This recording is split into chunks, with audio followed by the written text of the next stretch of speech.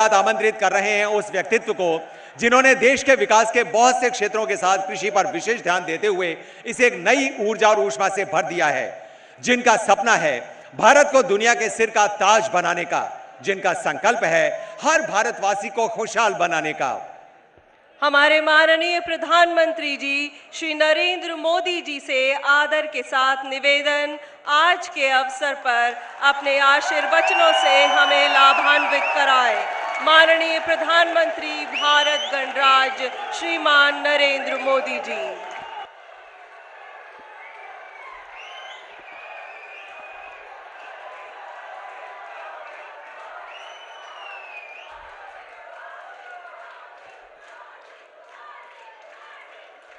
राजस्थान के राज्यपाल श्रीमान कल्याण सिंह जी, राजस्थान के लोकप्रिय मुख्यमंत्री आदरणीय वसुंधरा जी, पंजाब के मुख्यमंत्री आदरणीय प्रकाश सिंह बादल जी, केंद्र में मंत्रिपरिषद के मेरे साथी कृषि मंत्री श्रीमान राधा मोहन सिंह जी, इसी राजस्थान के संतान केंद्र में मंत्रिपरिषद के मेरे साथी श्रीमान सांवरलाल जी, श्रीमान निहाल चंद जी, श्रीमान राजवर्धन जी, उपस्थित सभी मंचस्थ वरिष्ठ महानुभाव, राज्यों से पधारे हुए कृषि मंत्री, सरकारी अधिकारी, देश के अलग अलग कोने से आए हुए प्रगतिशील किसान और प्यारे मेरे किसान भाइयों और बहनों,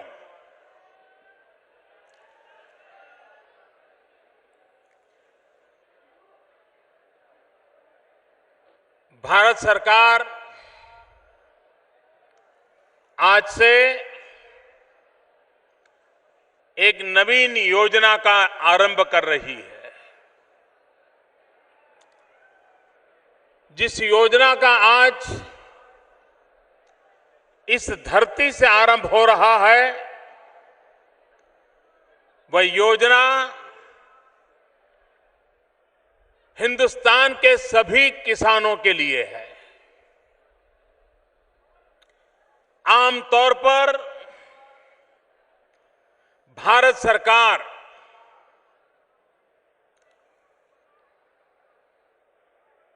ज्यादा से ज्यादा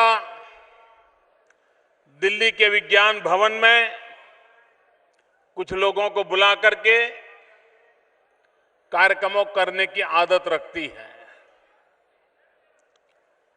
लेकिन मैं पुरानी आदतों को बदलने में लगा हूं।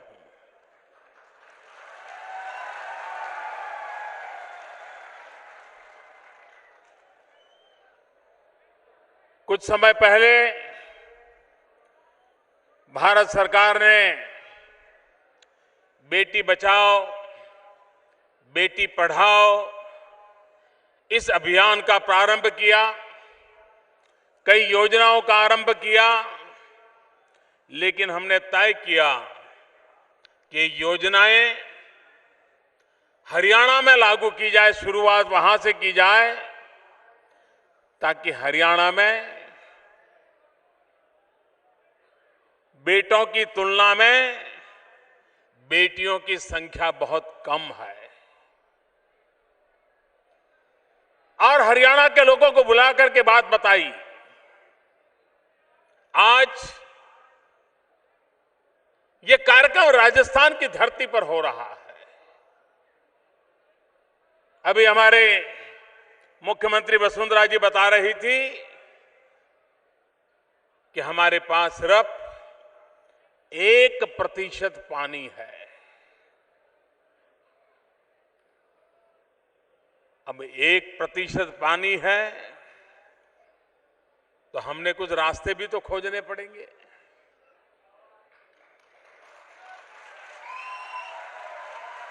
राजस्थान को प्यासा तो नहीं रखा जा सकता, और यही तो राजस्थान है जहां कोई लाखा वणजारा हुआ करता था।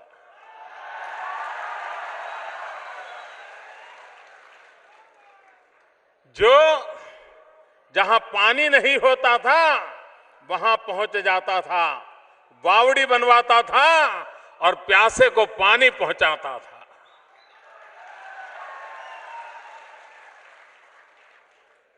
जब मैं गुजरात में मुख्यमंत्री के नाते काम करता था, मेरा ये सौभाग्य था कि दक्षिण राजस्थान में नर्मदा का पानी गुजरात से पहुंचाने का मुझे सौभाग्य मिला था। और उस समय हमारे भैरव सिंह जी मुझे कहा करते थे कि नरेंद्र भाई,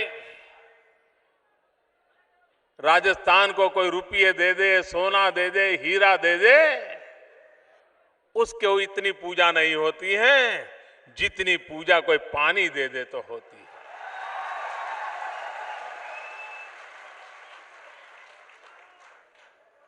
और इसलिए पानी ये परमात्मा का प्रसाद है।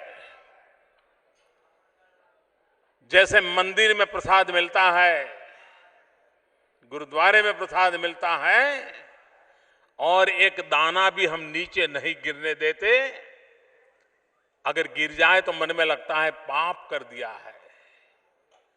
ये पानी के संबंध में भी हमारे मन में यही भाव होना चाहिए कि अगर एक बूंद पानी भी बर्बाद हुआ, गलत उपयोग हुआ, तो हमने कोई न कोई पाप किया है, परमात्मा की क्षमा मांगनी पड़ेगी। पानी का इतना महात्म्य, और हम राजस्थान और गुजरात के लोग तो ज्यादा जानते हैं, क्योंकि बिना पानी जिंदगी कितनी कठिन होती है ये हम लोगों ने अनुभव किया है।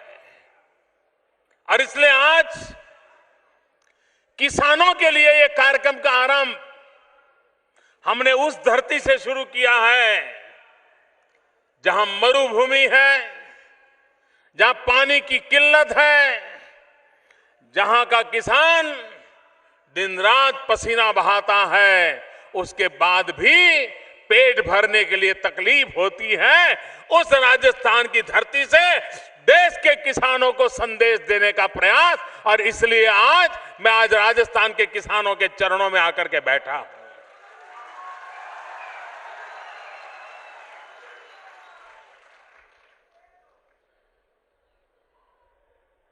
हमें हमारे कृषि विकास को परंपरागत कृषि पद्धतियों से बदलना पड़ेगा, और इसके लिए वैज्ञानिक तौर तरीकों को अपनाना पड़ेगा। एक समय था हमारे देश में बीमारू राज्य जैसा एक शब्द प्रयोग हुआ करता था, बीमारू, जिसमें ये पिछले 20 साल से ये शब्द प्रयोग चल रहा है। बीमारू शब्द का मतलब होता था बिहार, मध्य प्रदेश, राजस्थान, उत्तर प्रदेश, ये बीमारू राज्य है। लेकिन मुझे विश्वास है कि राजस्थान के लोगों ने ऐसी सरकार चुनी है, आपको ऐसे मुख्यमंत्री मिले हैं, देखते ही देखते ये राजस्थान बीमारू श्रेणी से बाहर निकल जाएगा। और मैं इसलिए कह रहा हूं कि मध्य प्रदेश की गिनती भी बीमारू राज्य में होती थी, लेकिन मध्य प्रदेश में शिवराज सिंह चौहान के नेतृत्व में आर्थिक विकास का एक अभियान चला, और उसका परिणाम ये आया कि आज मध्य प्रदेश और छत्तीसगढ़ बीमारू राज्य में गिने नहीं जाते। उन्होंने जो विशेषता की क्या की, मध्य प्रदेश ने जो सबसे बड़ा काम किया है और जिसके लिए शिवराज जी तो आज आ नहीं पाए, लेकिन उसके राज्य को प्रथम नंबर का अवार्ड प्राप्त हुआ, वो सबसे ज्यादा कृषि उत्पादन के लिए हुआ। कृषि क्षेत्र में उन्होंने क्रांति की। उन्होंने सिंचाई की योजनाओं को आधुनिक बनाया। उन्होंने फसल को किसान के साथ आधुनिक शिक्षा पद्धति से जोड़ करके डेवलप किया। और कोई कल्पना नहीं कर सकता था कि गंगा यमुना के प्रदेश ही कृषि क्षेत्र में आगे बढ़ सकते हैं। मध्य प्रदेश ने गंगा और यमुना के प्रदेशों को पीछे छोड़ दिया और आज देश में नंबर 1 पे आके खड़ा हो गया। और वही एक ताकत थी जिसके कारण मध्य प्रदेश आज बीमारू राज्य की श्रेणी से बाहर आ गया। राजस्थान में भी हम कृषि को, किसान को, गांव को, गरीब को एक के बाद एक जो कदम ले रहे हैं, राजस्थान सरकार और भारत सरकार मिलकर के जो परिवर्तन लाने का प्रयास कर रहे हैं, उसे मुझे विश्वास है कि वसुंधरा जी के नेतृत्व में ही इसी सरकार के कार्यकाल में राजस्थान अब बीमारू नहीं रहेगा। ये मेरा पूरा विश्वास है।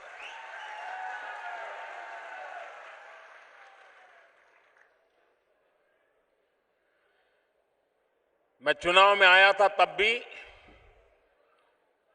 कैंसर स्पेशल की चर्चा मैंने की थी। यहां की ट्रेन कैंसर एक्सप्रेस के नाम से परिचित हो गई थी। स्थितियां बदलनी है। मैंने अभी एक नीति आयोग के तहत सभी राज्यों को अपने अपने राज्य में कृषि के लेके एक हाई पावर कमेटी बनाने के लिए कहा है, एक्सपर्ट कमेटी बनाने के लिए कहा है। नीति आयोग को भी मैंने कहा है कि वो भी एक एक्सपर्ट कमेटी बनाए। राज्य अपने राज्य की कृषि समस्याओं को लेकर के अपने राज्य में कृषि विकास के रास्ते तय करते हुए वे अपनी योजना बनाए। देश के सभी राज्य और भारत सरकार मिलकर के उसमें से कॉमन मिनिमम चीजों को छांट ले और पूरे देश पर इसको कैसे लागू किया जाए। अब तक टॉप टू बॉटम दुनिया चलती थी, अब हम बॉटम टू टॉप चलाने जा रहे हैं। पहले राज्य कृषि के विषय में योजना बनाएंगे, फिर भारत सरकार उनके साथ बैठ करके बनाएगी और वो काम अभी प्रारंभ हो चुका है। इसी तरह पानी, राज्यों के बीच कुछ न कुछ समस्याएं हैं, उन राज्यों का बैठना हो जाए, बातचीत हो जाए, बैठ में मिलजुल करके बातचीत करके रास्ते खोजे जाए और देश की समृद्धि की यात्रा में छोटी मोटी जो भी कठिनाइयां हैं, उन कठिनाइयों से रास्ते निकाल करके हम तेज गति से आगे बढ़ना चाहते हैं। देश को तेज गति से नई ऊंचाइयों पर ले जाना चाहते हैं। आज सॉइल हेल्थ कार्ड पूरे देश के लिए इस योजना का आरंभ हो रहा है और सॉइल हेल्थ कार्ड के लिए उसका घोष वाक्य है, स्वस्थ धरा खेत हरा। अगर धरा स्वस्थ नहीं होगी तो खेत हरा नहीं हो सकता है। खातर कितना ही डाल दे, खाद कितना ही डाल दे, बीज कितने ही उत्तम से उत्तम ला दें, पानी में धरती को डुबो करके रखें, लेकिन अगर धरती ठीक नहीं है, धरा ठीक नहीं है, तो फसल पैदा नहीं होती, अच्छी फसल पैदा नहीं होती, कम फसल पैदा होती है, हल्की क्वालिटी की फसल पैदा होती है। और इसलिए किसान को पता होना चाहिए कि जिस मिट्टी पे वो मेहनत कर रहा है उस मां की तबीयत कैसी है।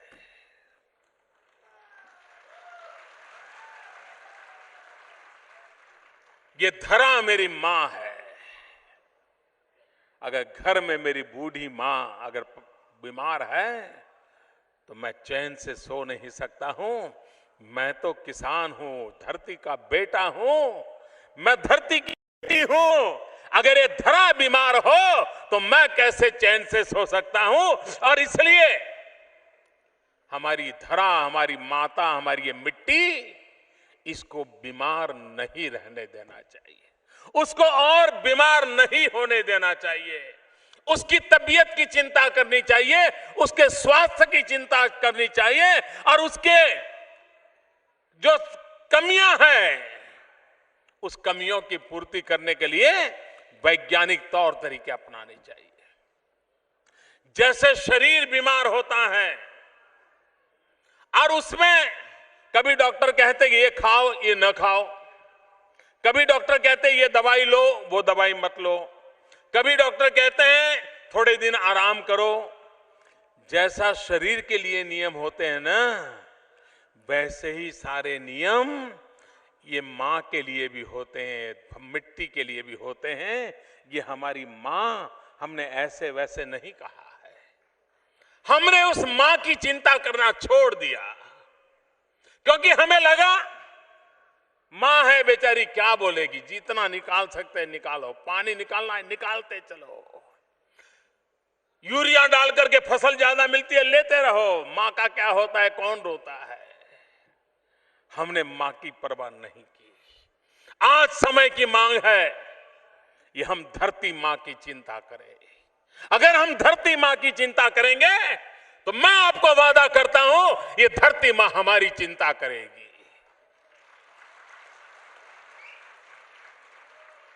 जिस मनोभाव से मैं बेटी बचाओ बेटी पढ़ाओ का काम चलाया है, उतने ही मनोभाव से ये धरती रूपी मां को बचाने के लिए मैंने अभियान छेड़ा हुआ है। और मुझे मेरे किसान भाइयों का साथ चाहिए, सहयोग चाहिए।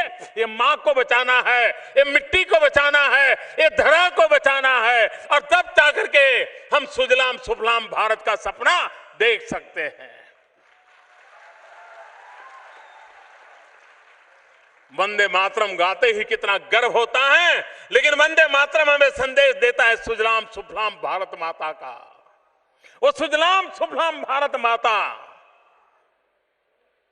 तब तक सुजलाम सुफलाम नहीं बन सकती जब तक इस माटी के प्रति हमारी ममता न हो, ये मां को प्रति हमारा प्रेम न हो, ये मां की रक्षा करने के लिए हम कदम न उठाएं। और इसलिए इस दायित्व को पूरा करने के लिए सॉइल हेल्थ कार्ड एक उपाय है। आज से 40 साल 50 साल पहले अगर हम बीमार होते थे तो गांव का वैद्यराज भी कोई जड़ी बूटी देता था, हम ठीक हो जाते थे। लेकिन वक्त बदल गया, बड़े से बड़े डॉक्टर के पास जाते हैं तो भी वो दवाई पहले देता नहीं है। आपको जांच करने के बाद कहता है ऐसा करो, ब्लड टेस्ट करा के ले आओ, यूरिन टेस्ट करा के ले आओ, कफ का टेस्ट करा के ले आओ और हम लेबोरेटरी में जाकर के रक्त परीक्षण करवाते हैं, लोही का, हमारे रक्त का परीक्षण करवाते हैं और फिर उसके रिपोर्ट के आधार पर डॉक्टर तय करता है कि भाई आपकी ये समस्या है, आपको ये इंजेक्शन लेना पड़ेगा, ये दवाई लेनी पड़ेगी, ये खाना पड़ेगा, ये नहीं खाना होगा। ब्लड टेस्ट के रिपोर्ट के आधार पर करता है। जैसा शरीर का है, ब्लड टेस्ट कराने के बाद आज दवाई डॉक्टर देता है, वैसे ही किसान को भी अपनी धरती की ये टेस्टिंग कराना जरूरी है। उसमें कोई बीमारी तो नहीं है, कोई कमी तो नहीं आ गई, कोई तकलीफ तो नहीं हो गई है, और अगर हो गई है तो धरा के भी डॉक्टर होते हैं, वो हमें बताएंगे कि ये करिए, आपकी मिट्टी के लिए ये काम आएगा। अब तक हमने नहीं किया है, लेकिन अब हमें करना होगा ताकि इसके कारण हमारी मेहनत बच जाएगी, हमारे पैसे बच जाएंगे, हमारा साल बच जाएगा और हम फसल जितनी चाहते हैं उतनी फसल प्राप्त कर सकते हैं। और किसान को अब परिवार बढ़ता जा रहा है। पहले 2 भाइयों के बीच में 10 बीघा जमीन होगी, तो अब 5 भाइयों के बीच में 10 बीघा जमीन हो जाती है। तो फसल ज्यादा पैदा किए बिना किसान का परिवार चलने वाला नहीं है। और इसलिए ये सॉइल हेल्थ कार्ड, जिसका मंत्र है स्वस्थ धरा और जिसका संदेश है खेत हरा, स्वस्थ धरा खेत हरा, इस सपना साकार करने के लिए मेरी सभी किसान भाइयों से आग्रह है, हम हर वर्ष अपनी धरती का, अपने खेत की जमीन का मिट्टी के नमूने का परीक्षण करवाएं। सरकार इस योजना को देशव्यापी लागू कर रही है। उसको और अधिक वैज्ञानिक बनाना है। जैसे आजकल हर छोटे मोटे शहर में ब्लड टेस्ट की लेबोरेटरी होती है, पैथोलॉजी लेबोरेटरी होती है। हम चाहते हैं कि आने वाले दिनों में लाखों की तादाद में ऐसे नए एंटरप्रेन्योर तैयार हो जिनको ये सॉइल टेस्टिंग का काम आता हो, वे अपनी लेबोरेटरी बनाएं और वो भी किसानों को लैब में परीक्षण करके दें। जहां एपीएमसी है, एपीएमसी के लोग भी अपने यहाँ एक लैब बनाएं और अपने जितने किसान आते हैं उनको अपनी लैब में माटी का परीक्षण करके देने की व्यवस्था खड़ी करें। इतना ही नहीं, मैं देश की सभी राज्य सरकारों से आग्रह करता हूं कि अपने अपने राज्य में 10वीं कक्षा, 11वीं कक्षा, 12वीं कक्षा कॉलेज, जहां विज्ञान की स्कूल है, वहां पर लेबोरेटरी होती है। स्कूल की लेबोरेटरी फरवरी महीने से जून महीने तक बंद रहती है, क्योंकि बच्चे एग्जाम में लग जाते हैं, बाकी वैकेशन शुरू हो जाता है। हम ये विज्ञान स्कूल की लेबोरेटरी को ही वैकेशन के समय में सॉइल टेस्टिंग लेबोरेटरी में कन्वर्ट करें। हम 10वीं 12वीं कक्षा के बच्चों को सॉइल टेस्टिंग सिखाएं। वैकेशन में उन गरीब बच्चों की इनकम भी होगी और जो विज्ञानशाला होगी उसको कमाई भी होगी और उस इलाके के जो किसान होंगे उनकी मिट्टी का परीक्षण भी हो जाएगा। एक पंथ अनेक काज, हम एक के बाद एक काम को आगे बढ़ा सकते हैं। और आगे चल करके यही विद्यार्थी आगे चल करके अगर ये विषय उनको आ गया तो स्वयं अपनी लेबोरेटरी खोल सकते हैं। सभी वही अपना व्यापार धंधा इसी में शुरू कर सकते हैं। और इसलिए, और मेरा अनुभव है, जब मैं गुजरात में था, मैंने पूरे गुजरात में सॉइल हेल्थ कार्ड लागू किया था। उसका परिणाम यह आया, किसान मुझे कहने लगा कि साहब हमें तो मालूम नहीं था कि हमारी मिट्टी ऐसी है, हम तो हर साल वो फसल डालते थे और हमारे रिश्तेदारों को तो ज्यादा फसल होती थी, हमारी नहीं होती थी। अब पता चला तकलीफ क्या थी। कुछ ने कहा भाई मैं तो ये दवाई डालता था, ये मिट्टी का परीक्षण करने के बाद पता चला कि मैं बेकार में 10,000 रुपए की दवा फालतू में डाल देता था। किसी ने देखा कि मैं फलाना फर्टिलाइजर डालता था, ये परीक्षण के बाद पता चला कि मुझे तो फर्टिलाइजर की जरूरत ही नहीं थी। हम जो फालतू खर्चा करते हैं, ये मिट्टी परीक्षण के कारण हमारा फालतू खर्चा अटक जाएगा।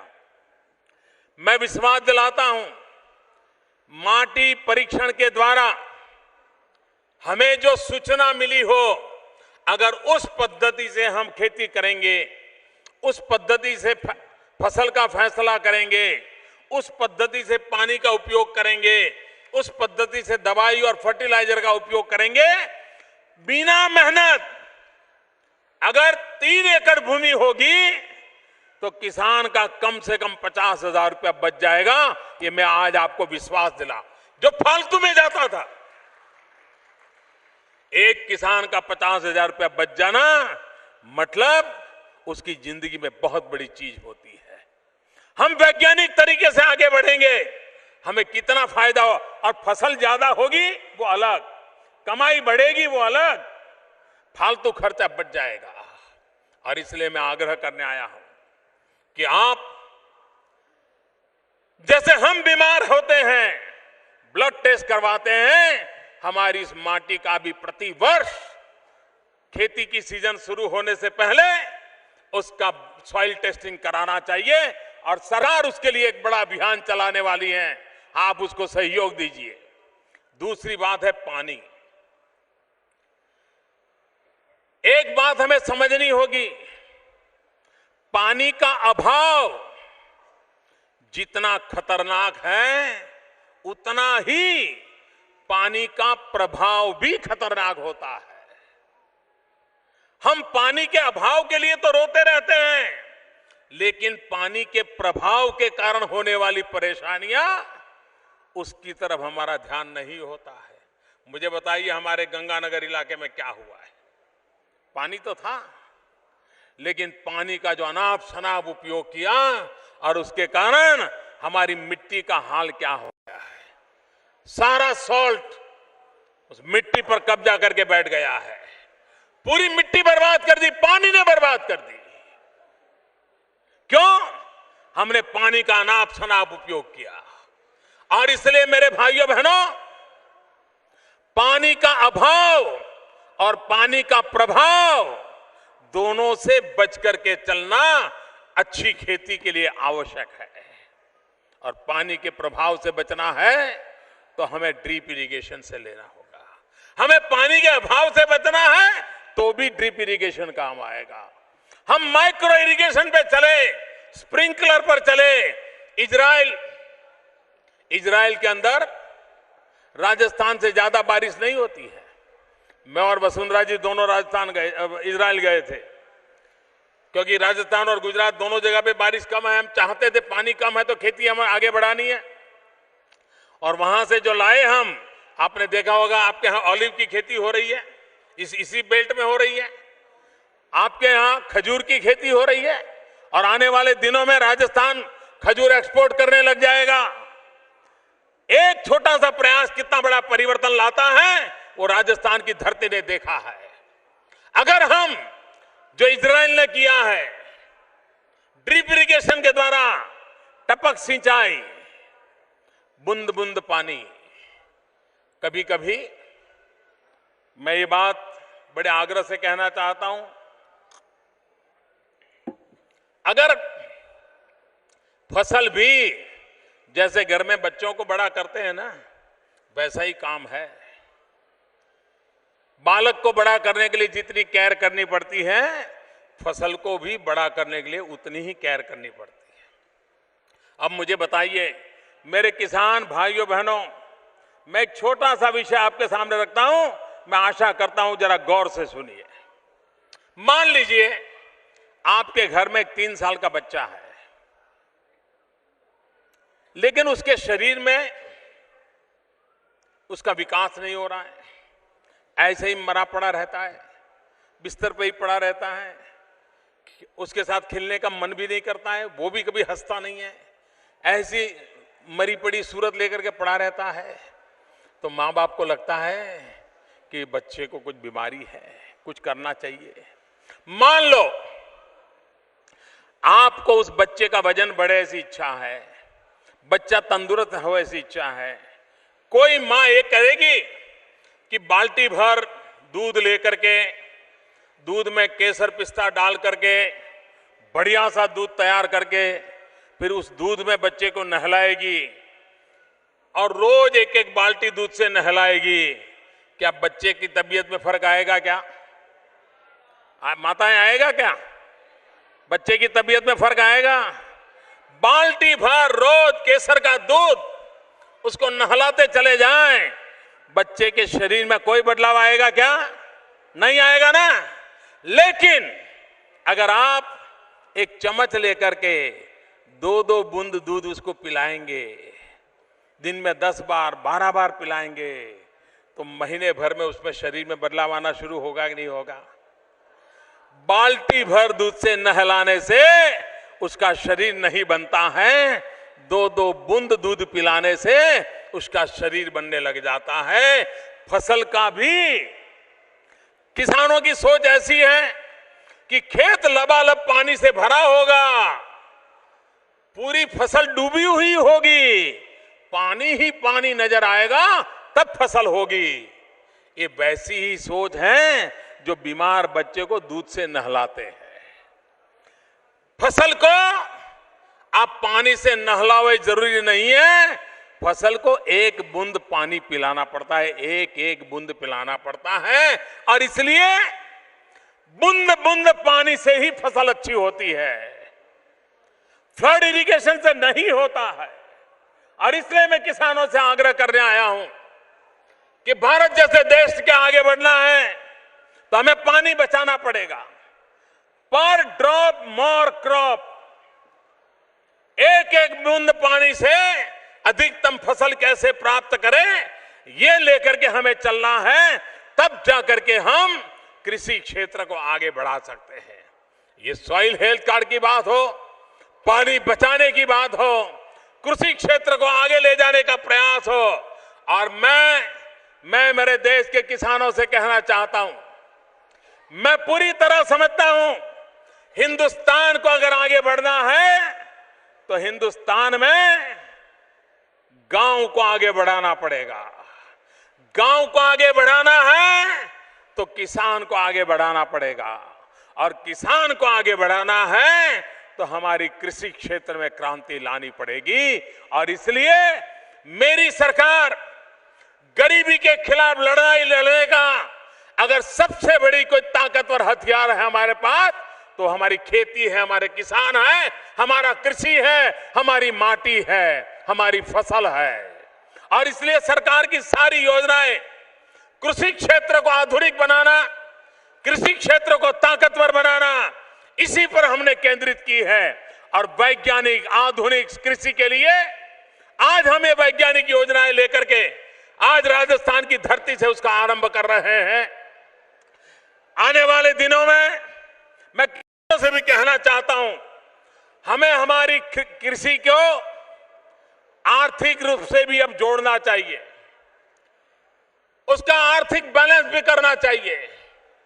हमें अगर आगे बढ़ना है तो किसानों को 3 भाग में खेती करनी चाहिए, 3 भाग में। 1/3 जो वो खेती करता है वो अपनी परंपरागत करता रहे, उसमें आधुनिकता लाए, वैज्ञानिकता लाए, टेक्नोलॉजी लाए। 1/3 हम वृक्षों की खेती करें, पेड़ की खेती करें। आज हमारे देश में इतना टिम्बर इंपोर्ट करना पड़ता है, हमारे खेत के किनारे पर हम बाड़ लगाते हैं और 2-2 फीट दोनों किसानों की जमीन खराब करते हैं। उस बाड़ की जगह पर अगर हम पेड़ लगा दें तो 15-20 साल के बाद वो पेड़ हमें लाखों रुपया दे सकते हैं। जमीन भी खराब नहीं होगी, पेड़ लगने से जमीन को भी लाभ होगा और हमारी फसल को भी लाभ होगा। 1/3 पेड़, 1/3 हमारी रेगुलर खेती और 1/3 पशुपालन, पोल्ट्री फार्म, फिशरीज, इन कामों पे लगाया जाए। दूध उत्पादन करें, पोल्ट्री फार्म चलाएं, फिशरीज वाला काम करें। आप देखिए किसान को कभी रोने की नौबत नहीं आएगी, गांव की इकोनॉमी बदल जाएगी। और इसलिए मैं आज आपसे आग्रह करने आया हूं, हम एक नए तरीके से कृषि जीवन को आगे बढ़ाने की दिशा में काम करें। और इसीलिए आज जब सॉइल हेल्थ कार्ड को आपके यहां आरंभ हो रहा है, कृषि कर्मणा जो श्रेष्ठ कृषि करने वाले देश के किसानों को आज सम्मानित करने का मुझे अवसर मिला है। हम उनसे सीखें, वो किस प्रकार की फसल की है, क्या प्रयोग किए हैं, हम उनसे जानें और हमारे इलाके में हम उनको लागू करें। मैं फिर एक बार वसुंधरा जी का आभारी हूं, उन्होंने भारत सरकार का इतना बड़ा समारोह अपने यहां ऑर्गेनाइज किया, इतनी बड़ी सफलता के साथ ऑर्गेनाइज किया। मैं इसके लिए राजस्थान सरकार को हृदय से अभिनंदन करता हूं और मैं आपको विश्वास दिलाता हूं, जितनी बातें आपने उठाई है उन सारी बातों का समाधान हम मिलजुल करके करेंगे और राजस्थान को नई ऊंचाइयों पर ले जाने में भारत सरकार कोई कसर नहीं छोड़ेगा, ये मैं आपको विश्वास दिलाता हूं। बहुत बहुत धन्यवाद। बहुत बहुत धन्यवाद श्रीमान।